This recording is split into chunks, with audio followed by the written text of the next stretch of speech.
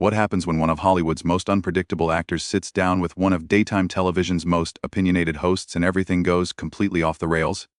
You're about to witness one of the most explosive confrontations ever caught on live television, a moment so intense it ended with Joy Behar walking off her own show and never coming back. This isn't just another celebrity interview gone wrong. This is the day Charlie Sheen completely dismantled Joy Behar's credibility in front of millions of viewers, exposing her hypocrisy and leaving her so humiliated. She had no choice but to quit on the spot. Make sure to subscribe and let me know in the comments what you think really pushed Joy over the edge, because what you're about to see will leave you questioning everything you thought you knew about The View. It started like any other Tuesday morning at the View studios in New York. The producers had booked Charlie Sheen for what they expected to be a standard promotional interview for his latest project. Joy Behar, known for her sharp tongue and willingness to challenge guests, was particularly excited about this booking. She had been preparing pointed questions about his past controversies, his public statements, and what she saw as his problematic behavior in Hollywood.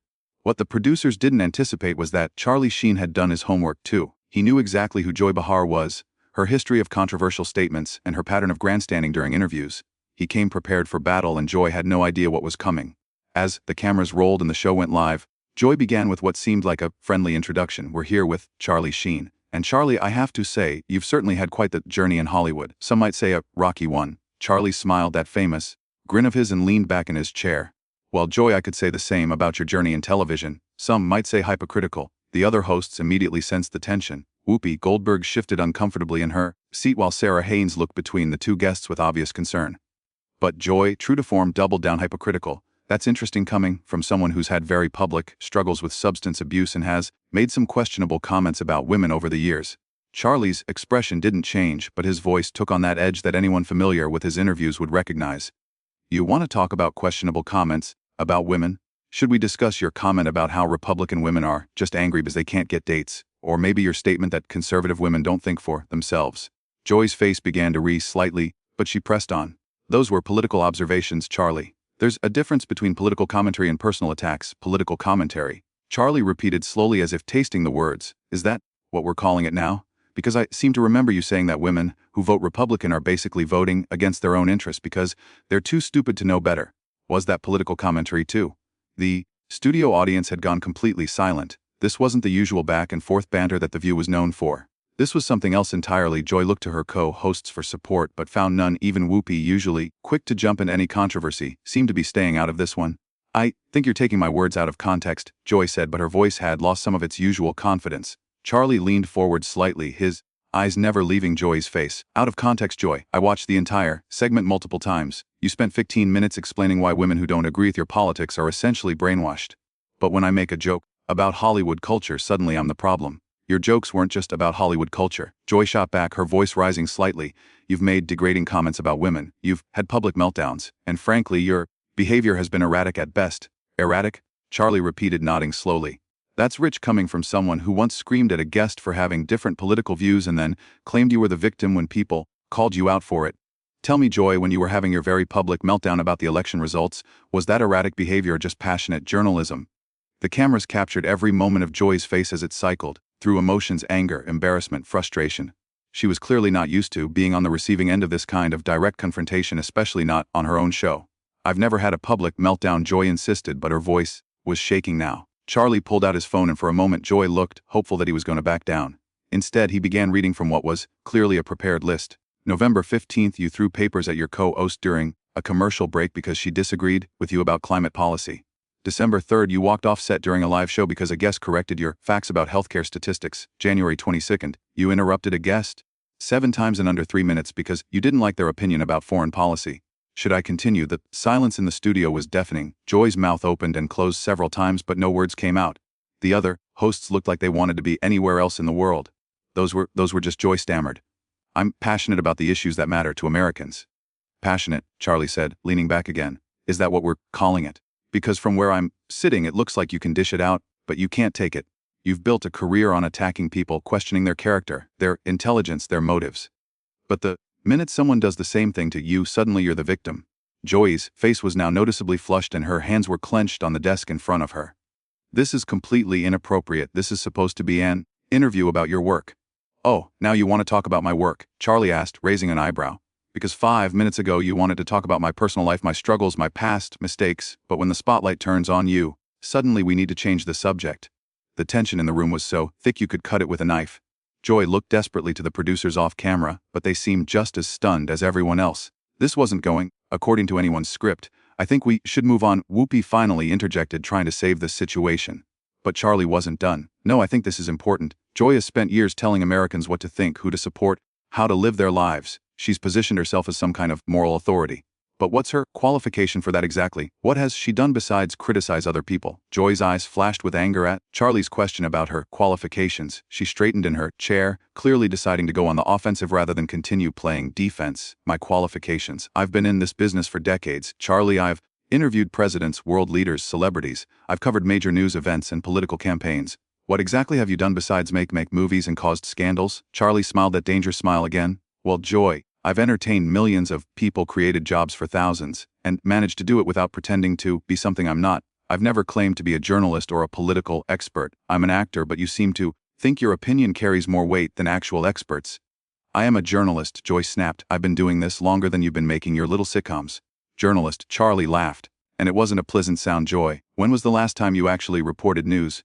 When did you last investigate a story, check sources, do actual journalism? All you do is sit behind that desk and give your opinions about things you've read in other people's reporting. Joy's voice was rising now, her professional composure completely gone. I research every topic we discuss on this show. I read extensively about current events, politics, social issues. Reading Twitter doesn't count as research, Joy, Charlie said smoothly. And getting your talking points from partisan websites doesn't make you a journalist. It makes you a commentator at best, a propagandist at worst. The other hosts were clearly uncomfortable. Sarah Haynes was fidgeting with her papers while Tsunami host looked like she wanted to disappear. Even Whoopi, known for her strong personality, seemed reluctant to jump into this particular fire. How dare you? Joy said, her voice shaking with rage. I have integrity. I tell the truth. I hold people accountable. Integrity? Charlie leaned forward again. Is it integrity when you selectively edit clips to make people look bad? Is it integrity when you refuse to have guests on who might challenge your worldview? Is it integrity when you cut to commercial every time someone makes a point you can't argue against? Joy opened her mouth to respond, but Charlie wasn't finished. You want to talk about holding people accountable? Let's talk about the time you completely misrepresented that story about the veterans charity. You had all the facts wrong, but instead of correcting yourself when people pointed it out, you doubled down and attacked anyone who questioned you. Where was your integrity then? That story was complicated, Joy said weakly. There were multiple sources with conflicting information. Complicated? Charlie's voice was incredulous. Joy, a 5-minute Google search would have given you the correct information, but you didn't bother to check because the wrong version fit your narrative better. That's not journalism.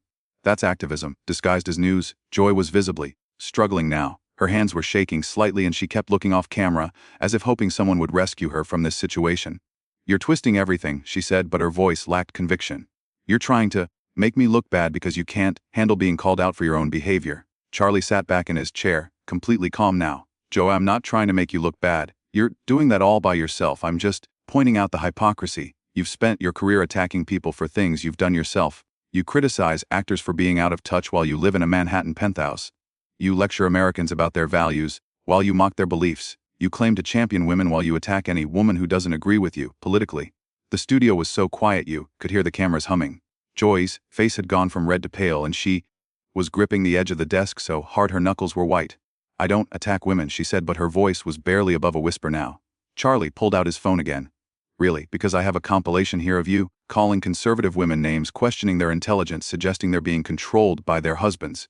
You've called successful businesswomen sellouts. You've mocked stay-at-home mothers, and you've dismissed any woman who doesn't share your exact political views as being brainwashed. Joy was shaking her head frantically now.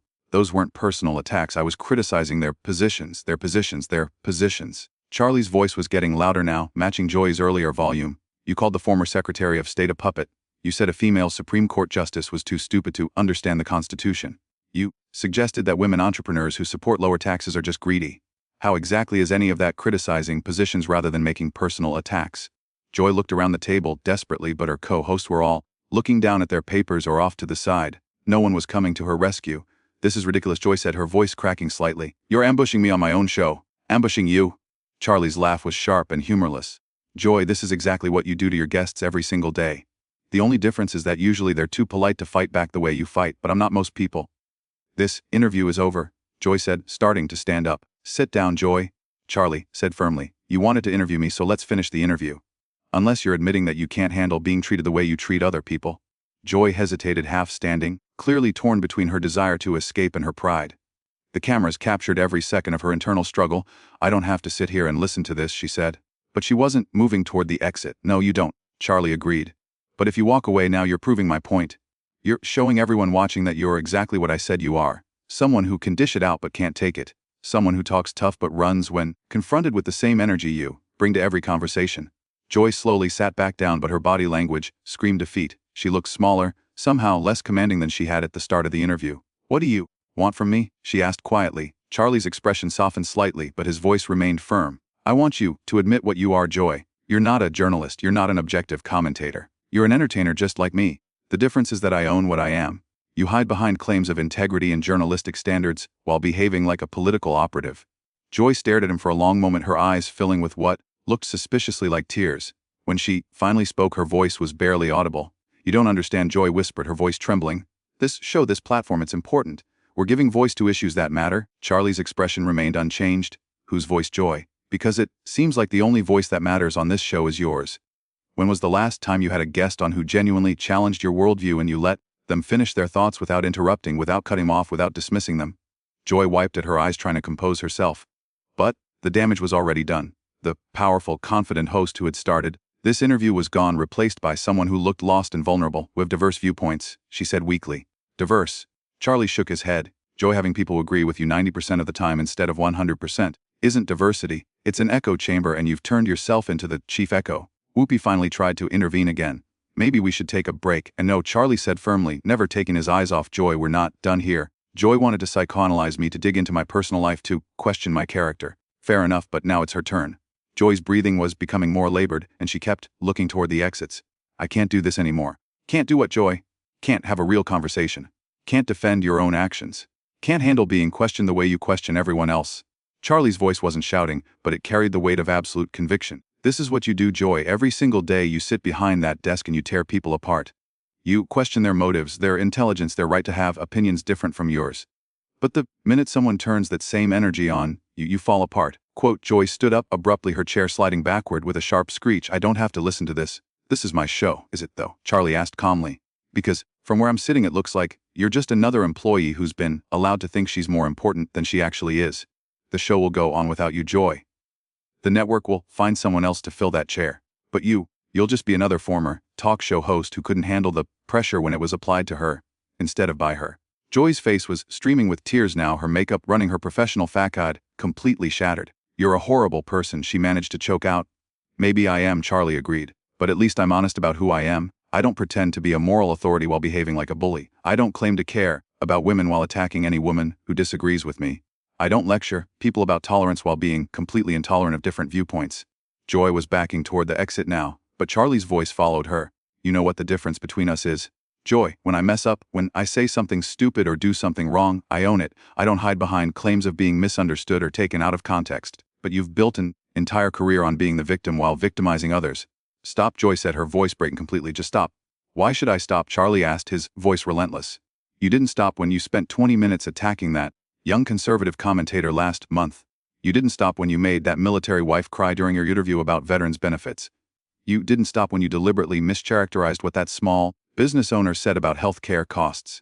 Why should I give you the courtesy you've never given anyone else? Axid Grom. Joy was at the edge of the set now, torn between her instinct to flee and her desperate need to have the last word. I help people, she said, desperately. I inform people about important issues. Charlie stood up slowly, his full presence filling the space. You don't help people, Joy. You divide them. You take complex issues and reduce them to sound bites that support your predetermined conclusions. You've turned political discourse into a blood sport where anyone who disagrees with you isn't just wrong, they're evil. That's not true, Joy protested. But her voice had no strength left, isn't it? Charlie pulled out his phone one more time. I've got clips here, Joy, hours of them. You calling people names, questioning their patriotism, suggesting they're racist or sexist or stupid just because they have different priorities than you do. You've made a living off of division and hatred. And you've convinced yourself that you're the good guy in all of this. Joy shook her head violently. I fight for what's right. I stand up to injustice. What? No, Charlie said quietly, and his quiet voice was more devastating than any shout. You perform outrage for ratings. You turn real issues into entertainment. You've taken the legitimate concerns of real people and turned them into talking points for your show. You don't care about solving problems. Joy, you care about being seen as the person who cares about solving problems. The silence stretched for what felt like an eternity. Joy stood frozen at the edge of the set, tears streaming down her face, her chest heaving with suppressed sobs. The other host sat motionless, afraid to move or speak. The cameras kept rolling, capturing every second of Joy's complete breakdown. "I quit," Joy finally whispered. "What?" Whoopi said, the first words she'd spoken in several minutes. Joy said, louder, her voice gaining strength from desperation. "I can't do this anymore. I won't sit here and be attacked like this. This isn't journalism. This isn't entertainment. This is cruelty." Charlie sat back down calmly. And there it is. When faced with the same treatment she gives everyone else, Joy Behar calls it cruelty. When she does it to other people, it's holding them accountable. When someone does it to her, it's an attack. Joy was backing toward the exit again, shaking her head frantically. "You're all witnessing this. You're all seeing what he's doing to me, what I'm doing to you." Charlie's voice was incredulous. "Joy, I'm using your own words, your own actions, your own history against you. If that feels like an attack, maybe you should think about what that says about your own behavior." "I'm done," Joy said, reaching the exit. "I'm done with this show. I'm done with this network. I'm done with all of it. You want to destroy people? Fine. Do it without me." And with that, Joy Behar walked off the set of The View for the final time, leaving behind a stunned studio, a bewildered audience, and Charlie Sheen sitting calmly in his chair as if nothing had happened. Charlie looked directly into the camera. And that, ladies and gentlemen, is what happens when someone who's made a career out of dishing it out finally gets a taste of their own medicine. The show cut to commercial, but the damage was done. Joy Behar had been completely exposed, humiliated on her own show, and driven to quit by someone who simply treated her the way she had been treating others for years. What did you think of Charlie Sheen's systematic dismantling of Joy Behar's credibility? Was he too harsh? Or was this exactly what she deserved after years of attacking her guests? Let me know in the comments below what you think was the most devastating moment in this entire confrontation. And don't forget to subscribe for more shocking celebrity showdowns that you won't see anywhere.